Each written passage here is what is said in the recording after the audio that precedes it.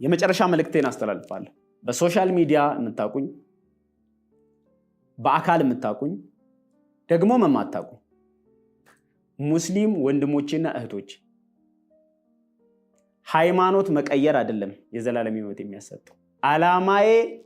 ዓላማችን ሰዎችን ሃይማኖት ማስቀየር አይደለም፣ ሰዎችን ከኢየሱስ ጋር ማስተዋወቅ።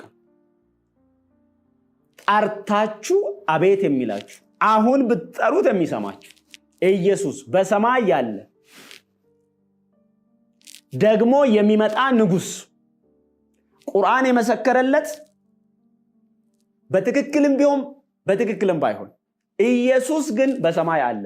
ሞቶ ተነስቷል እንላለን እኛ። አልሞተም አልተነሳም፣ ግን ወደ ሰማይ አድርጓል። አለ ላይ እንስማማለን፣ ደግሞ ይመጣል ላይ እንስማማለን።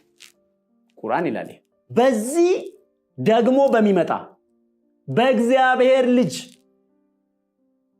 ከማርያም በድንግልና በተጸነሰውና በተወለደው የእግዚአብሔር ልጅ ስለናንተ ኃጢአትና ስለኛ ኃጢአትና ስለ ዓለም ሁሉ ኃጢአትና በደል ተላልፎ የተሰጠው የሞተው በሶስተኛው ቀን ከሙታን መካከል በተነሳው በእግዚአብሔር ልጅ በኢየሱስ እንድታምኑ እሱን ዌልካም ብላችሁ ወደ ህይወታችሁ እንድትጋብዙት እንድታወሩት ከዛሬ ጀምሮ ጥርጣሬ እንኳን ያለባችሁ እንደኔ እንደሱ አይነት ስትራግል ውስጥ ያለፋችሁ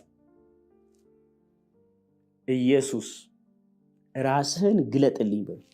እውነተኛ ጌታ አምላክ እንደሆነ ራሱን የገለጠላቸው እልፍ ሙስሊሞችን ከአረብ ሀገር ከብዙ ቦታ በህይወቴ በአካል ከማውቃቸው ሰዎች አይቻለሁ።